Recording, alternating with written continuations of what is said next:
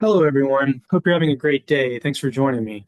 I know it's been such a long time coming, but I'm finally doing it. We are back with episode two of my Big Brother Pixar series. I have been emboldened by this really exciting season of Big Brother that just kicked off this summer with BB28. And I'm ready to start back up with the series. If you didn't see my first video, please check it out on my channel. I will leave a link for the whole series at the end of this video. In episode one, we introduced the house guests, went through week one, had our first HOH competition, which was won by Jessie. We laid the groundwork with some of the big alliances in the house, including the Roundup girls, which had Jessie and all the rest of the girls in the house. They tried to target Carl Fredrickson to be the first boot, but ultimately sent home one of their own with Joy, who was supposed to be the pawn for the week, but the house flipped on him. So now we're about to get into the exciting aftermath of all that. So without further ado, let's get into week two of Big Brother Pixar. So I'll start with the HOH competition. So this time around, it is a balance beam competition. This is a pretty common early Big Brother HOH challenge where basically the house guests have to run across a balance beam and may face obstacles along the way where they have to sometimes press a button or a series of buttons on the other side of the balance beam, and whoever accomplishes the task the fastest will be the HOH. This was a competition that is good for somebody, obviously, with great balance, but also great speed and agility to be able to have the fastest time. It's good for somebody that's light on their feet, so it wouldn't be an ideal competition for somebody like Sully or Bob Parr, that is, a huge individual with big feet. It's not going to cater to their type of skill set, but it does cater to the skill set of somebody that's, I don't know, maybe 1 foot tall and able to do flips in the air and somersaults and fly. And the person that ends up winning this is going to be Buzz Lightyear. He tells the rest of the house guests that he can fly. Ultimately, he kind of just does a somersault and then falls with style to the end zone where he hits the button in the fastest amount of time. So he is ultimately going to be the second HOH winner of the house. So that's really good news for his alliances, which he currently is a part of two alliances, the Short Kings Alliance and the Fast and Fearless Alliance. So we'll see kind of how everything works out for them. If you recall, like from the first video, Buzz being in the Fast and Fearless Alliance kind of contradicts the whole point of his alliance with the Short Kings, and that, the Short Kings are these people that are small in stature and aren't going to be able to win a lot of competitions.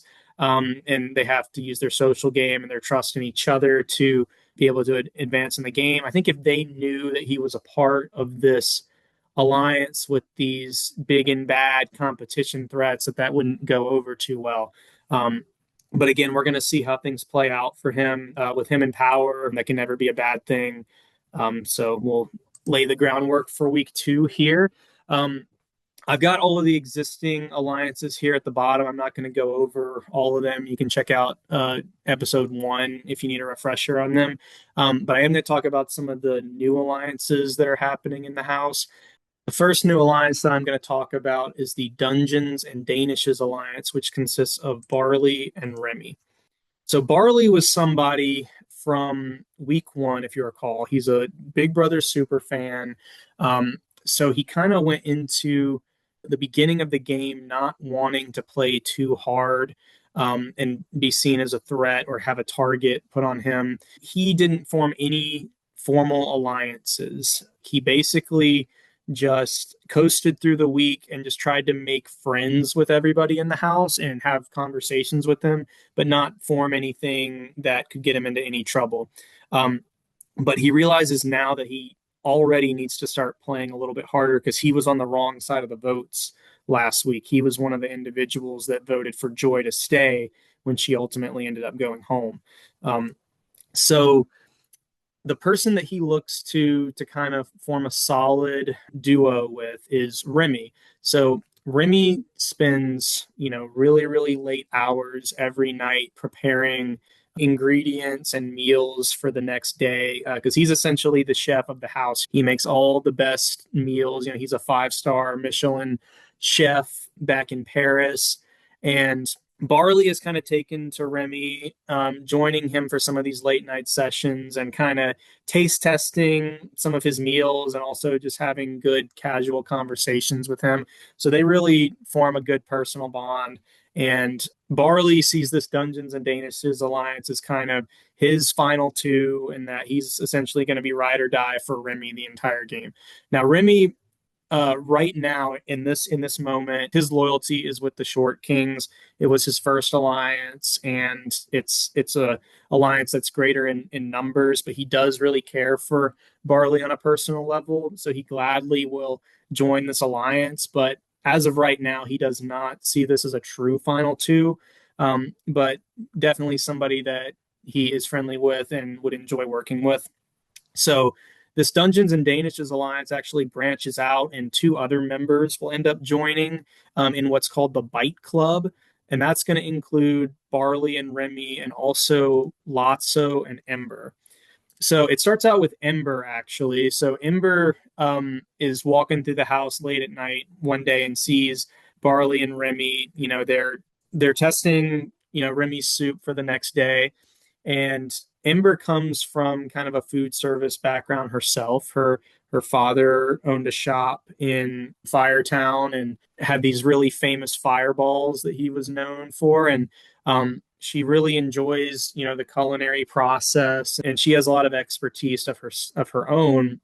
So she kind of comes in and, you know, tastes Remy's soup as well, and you know, gives her critiques and some of her pointers, and Remy finds this very interesting. And you know, they start to, you know, have more and more of these late nights together as a trio, and they decide to form what becomes the Bite Club. And so Remy is in an alliance with Lotso already in the Short Kings, but Lotso, you know, is in this final two stealth society alliance with Randall. And Randall, you know, he's going around the house, you know, being in camouflage and spying on everyone, being Lotso's basically eye in the sky and coming back to him with information. Randall actually discovers this Bite Club alliance. He's up late one night and, you know, goes camouflage in the corner and listens into some of their conversations and some of their game talk. And he brings that back to Lotso.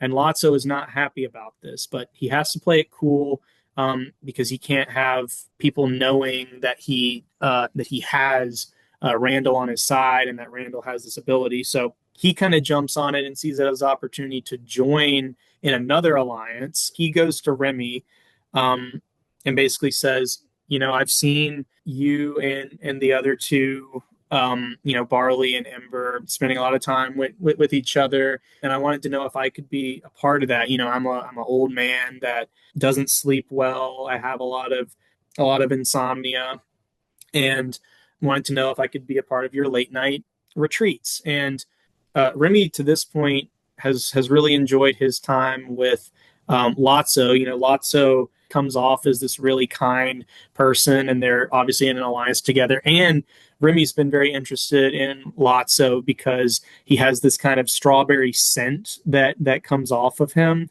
And you know, Remy being the food lover that he is, and having that super sense of smell, being a rat, is kind of entranced by this since day one. So he does let Lotso join in some of their late nights, and he has some nice conversations with them, some good laughs, and the three members of the Bite Club decide to bring Lotso in as well. So it becomes a 4-person alliance. So that's the Bite Club and the Dungeons and Danishes. And the next alliance I want to talk about is what I'm calling the New Stealth Society. So we know Lotso and Randall currently have a final two. They're kind of the villains of the house, but they're ultimately going to end up bringing Ernesto along, and I'll tell you why. So immediately after the vote to send Joy home, Ernesto feels completely blindsided and just livid that he was left out of the true vote. He was on the wrong side of the votes, and he storms off into the storage room. Um, Randall and Lotso follow him in there because they're a little intrigued by this. And in the storage room, Ernesto's sounding off, just like, I can't believe this. I can't believe that people didn't tell me where the vote was going. And also, like, why are we rallying behind this annoying, grumpy old man? Like, he doesn't even want to be here. What is going on here? So it's kind of clear in Lotso and Randall's eyes that, Ernesto may not be this super charismatic and kind celebrity that the world knows him to be. And they get to talking with him more and more, and it becomes clear that Ernesto has a very similar moral compass to Lotso and Randall in that, he's willing to lie, cheat, and steal his way to the top in any situation. So this is exactly the type of guy that they want on their side, because they just don't think that there's a lot of people in the house like that are willing to do anything to win. So they bring him along and form the new stealth society, which has now gone from a duo to a trio.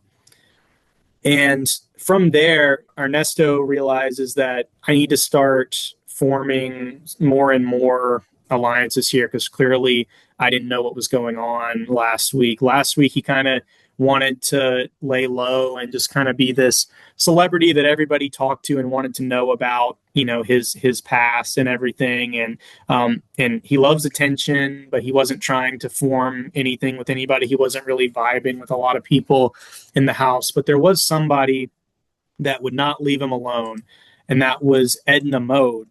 So now, after becoming part of this stealth society, he knows that that's his kind of core alliance, but he wants to branch off and get some other people to improve his positioning and their positioning in the game.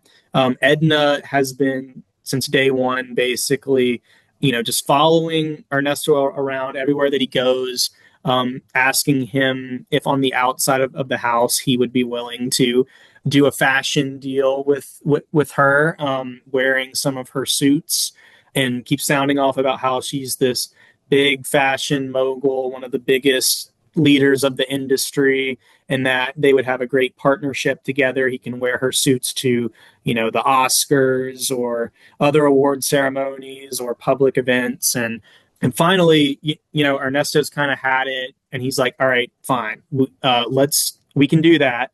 And then let's also form an alliance. It's going to be called the Remember Me Alliance. And what he tells Edna that it is that we're a final two, and we're going to go out and talk with other people. We're going to work with other people in the house, but we're going to remember each other, that we're the true final two and the true ride or dies for each other. Now, Edna takes that to heart and truly believes that. Ernesto does not believe that for 1 second. He is a member of the Stealth Society. And one other thing that I wanted to talk about is, at the end of last episode, I talked about how there was some flirting going on with Buzz and Jessie. And, with Buzz now being the HOH, Jesse's spending a lot of time one-on-one with him in the HOH room. They're getting closer and closer. And that flirting turns into a full-on showmance. And she's still not telling him about her all-girls alliance, but really, some of the girls in her alliance are noticing that she's spending a lot of time with him. And, that's not really a great look for her, especially after one of their own went home last week on her HOH. They don't really have suspicions that she's working with Buzz and this was some kind of plan the whole time to send Joy home. They don't believe that, but they're still keeping their eye on her right now. Now I kind of want to talk about nominations a little bit. So Buzz doesn't really know where to go because he hasn't really made any enemies in the house. He's kind of talked to a lot of people too. He's kind of leaning towards going after one of the girls because he hasn't talked with them as much. He's in the HOH room, celebrating the win with the Fast and Fearless Alliance. So he's in there with Bob and Lightning McQueen and Sully.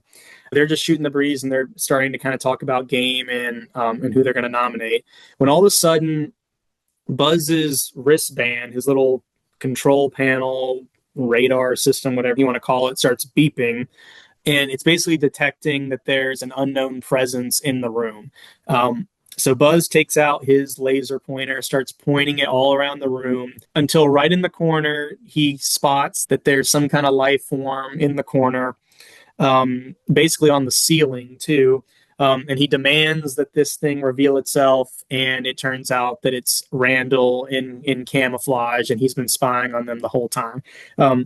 So they're obviously outraged. Like this is like one of the worst groups to get caught by too, because they're four just like super imposing, heroic figures with strong moral compasses that see this as a super villainous act and something that deserves punishment.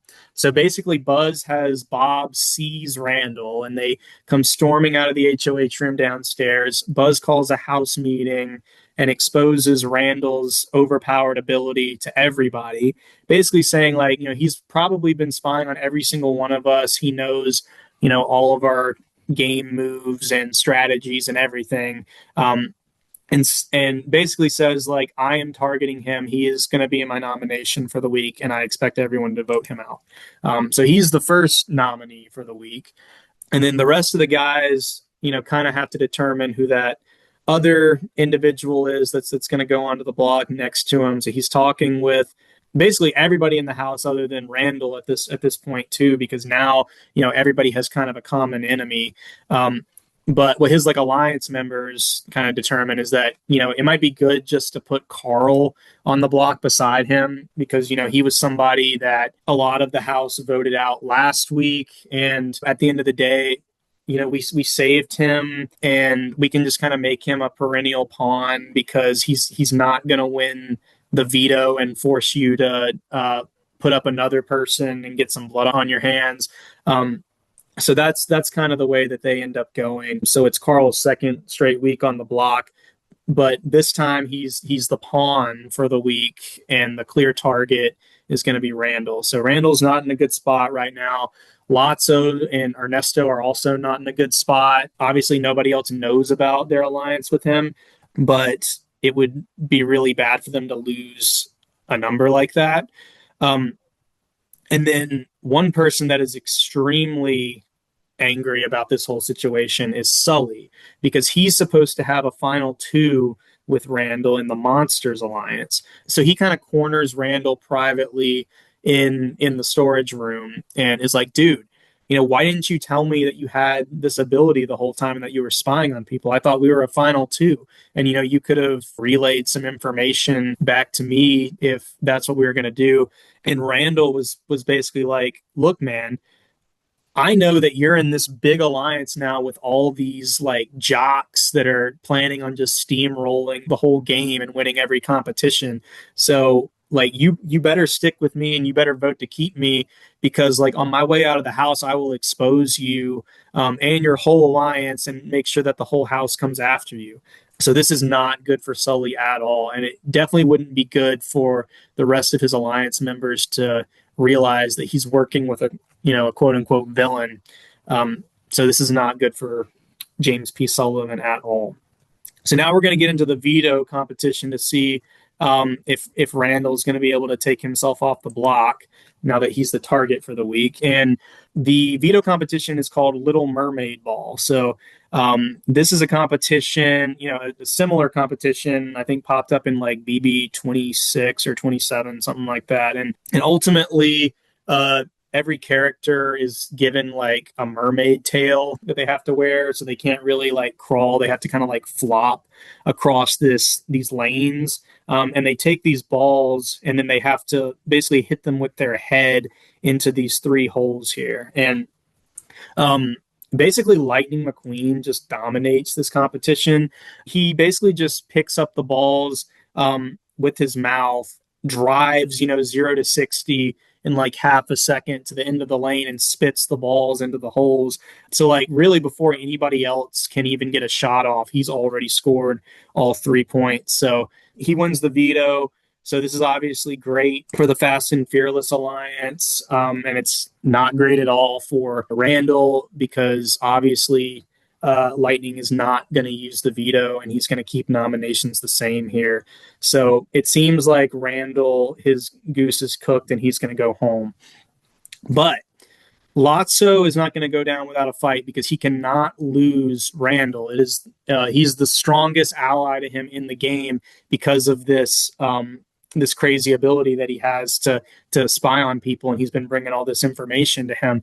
And if you remember, Lotso was basically the one that came to Buzz and everybody last week and convinced them to keep Carl in the house. But now he has to kind of plot against Carl, which if you remember, he's actually in an alliance with Carl too, the old timers, but it's becoming very clear to Lotso that Carl is not going to, benefit him or his game that much. Like he's already kind of a perennial pawn. He's continued to not really talk game with other people. He's rubbing a lot of people the wrong way with his just grumpiness and always being angry and cranky all the time. So obviously, Randall is a better asset to his game than Carl is ever going to be. So he has to kind of come up with a plan. So he goes to his Short Kings Alliance. So goes into the HOH room with Buzz, Flick, and Remy, and tells them that Carl has been talking with him, old timer to old timer, and has expressed a desire to leave the game. Basically, that he feels isolated from everybody. He hasn't been able to connect with any of the Gen Z or millennial players here. And he really just wants to go home back to his wilderness explorer and his dog Doug at home, that he's really feeling homesick. And this actually really hits home with the Short Kings, particularly because, they know what it feels like to be isolated or feel different in the house. They're a lot shorter than everybody else. They haven't really been able to talk that much game with some of the bigger people in the house, particularly Flick and Remy. So they decide we're actually going to pitch for Carl to go home, basically to put him out of his misery. So Remy goes to his Bite Club Alliance with this, or Remy and Lotso, that is. So they go talk to Barley and Ember late one night, and they say, they explain the situation with Carl, and they say, why don't we send him home this week? And then really, it's not going to be that bad for us to keep Randall for one more week because he's basically just going to be a target and can be a shield for everyone else in the game. So Barley thinks that this is a good plan, and he's totally fine with it, and is going to be somebody to vote to send Carl home this week. Now, Ember doesn't feel as strongly about that because she is in this big all-girls alliance that she does not want to be exposed at all. So, like, the quicker that Randall can get out of the house and not expose that alliance, the better. So she's still leaning towards, going with the rest of the Roundup girls and voting out Randall in this case. So right now, the votes for Randall to stay or Carl to go home are Lotso, Flick, Remy, Barley, and Ernesto de la Cruz. So that's 5 votes, but they're actually going to also have a 6th vote from Sully, who is going to have to defect from the Fast and Fearless Alliance, basically for his own good in the game and for the good of the team, because Randall will just expose that alliance on the way out. So that's 6 votes, and they should still be outnumbered 8-6 in this case, if it weren't for a little blue fish named Dory, who, when she got to the diary room, again couldn't remember who she was supposed to vote out. Julie is screaming at her, who is it? Is it Carl or Randall, Dory? Carl or Randall? And the only thing that she can think about is that last week she was supposed to vote Carl out, and she voted Joy out. So she wasn't going to make that mistake again, and she was going to vote Carl out. So it becomes a 7-7 tie. And when you have a tie in a Big Brother vote, the HOH ultimately decides who is going to go home. So obviously, Buzz, he went and publicly announced Randall as his main target for the week, exposed him as this villainous snake that has this overpowered ability and is going to expose everybody's game. So obviously, he would vote Randall outright. Nope, he votes to evict Carl. And this is all due to Lotso's conversation with the rest of the Short Kings and Buzz really connecting with that story because Buzz knows what it feels like to feel isolated on a foreign planet, all alone in the galaxy with no loved ones near. So he kind of goes against his original plan and does ultimately vote out Carl. So what a turn of events. Obviously, this is going to completely shake up the house because now he has really ticked off half the house, including one of his key alliances. And then the other part of this is that Lightning and Bob realize that that Sully also betrayed them in this case. And the girls realize that Dory, for the second week in a row, has voted for the wrong person and caused them to be on the wrong side of the vote. So just a lot of chaos now after this eviction. But obviously the result is the second boot of the week is Carl Fredrickson. And this is the way that the house looks going into week 3. So let's get right into week 3, actually. So the HOH competition, this is a big competition because the way that there's just so much tension in the house right now, whoever wins this can really change the course of the game. So this is the caught creeping challenge. This was something that I believe came up in Big Brother 27, where essentially the house guests have to have their back up against the wall, hand on a button, waiting for somebody on a screen to say a magic word, and they're saying all of these bluff words to try to get you to jump. And then once they say the word, you have to rush to these buttons at the end of your lane. So this is another competition that a particular individual is really favored in, and that's going to be Lightning McQueen. Because like the whole time he's sitting there closing his eyes, getting in the zone, waiting for that word, telling himself I am speed, and as soon as that magic word is said, he dashes to the number faster than the blink of an eye, knocks out every competitor that he's up against, and ultimately takes home the head of household competition, and actually his second straight competition when you go back to the veto from last week.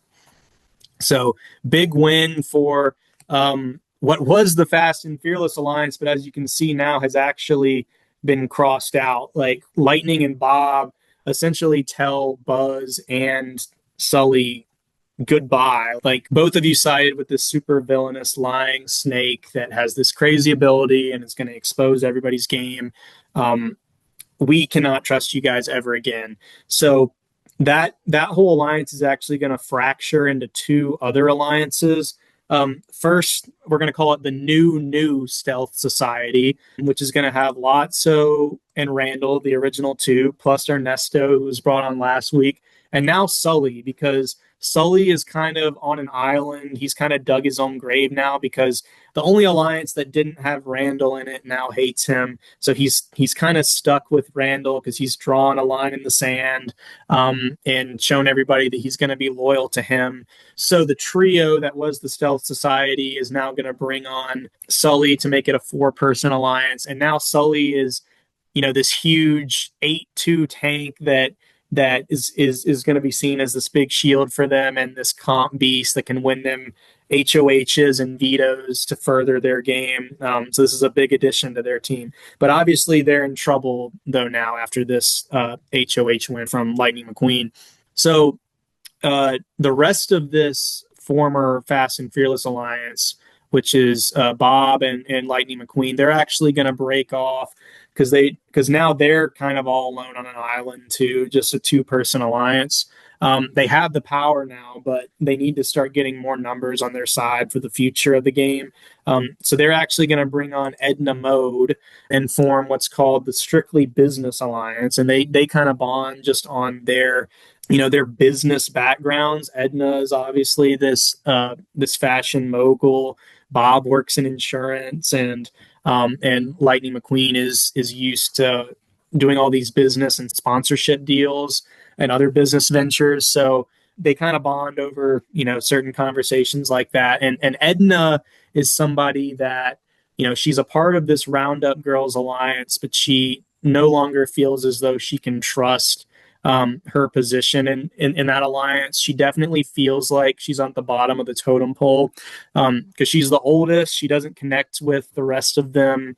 And it's clear that Jessie, Merida, and Ember are super close in that alliance. And then Dory and Anxiety are really close in that alliance, but she doesn't really have that kind of super strong connection. So she knows if she really wants to play a good game, she has to branch off and work with some other people. And she's able to actually seize an alliance with the person in power in this big proven competition threat. So this is really good for her game. So it's kind of obvious who the nominees are going to be for this week with Lightning and Power. It's going to be the two individuals that completely burned the Fast and Fearless Alliance last week, and that's Randall and Buzz. Honestly, half the house would love to have Buzz out, and pretty much the entire house would love to have Randall out, at least in Lightning's eyes. So these are two pretty clear-cut nominations at this point. So let's get into the veto competition. It is the black box veto competition, which is a common comp in Big Brother, where basically everybody is put into a really dark room where you can't see anything. You have to go grab some sort of item and bring it back to a station without really knowing where anything is. You have to use your sense of touch for everything. But there is one player that has kind of an unfair advantage for this, and it's Buzz Lightyear. He's able to use his utility band to see in the dark and use his laser to kind of point things out. So while everyone else is just kind of blind, he basically finds what he's looking for very, very quickly and wins. So that's a really big win for him. He's going to be able to take himself off the block, and Lightning's going to have to name another nominee. And it's not good at all for Randall because now, he's the house target and he's still on the block with no way of taking himself off. This is the second week in a row of that. So it's going to be very difficult for him to come off. And Lotso and Ernesto and Sully are kind of already saying their goodbyes. Sully's saying goodbye and good riddance.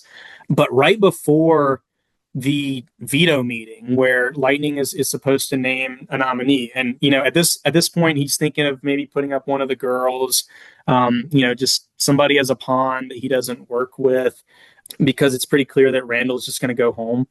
But right before this veto meeting, Anxiety has a straight up panic attack.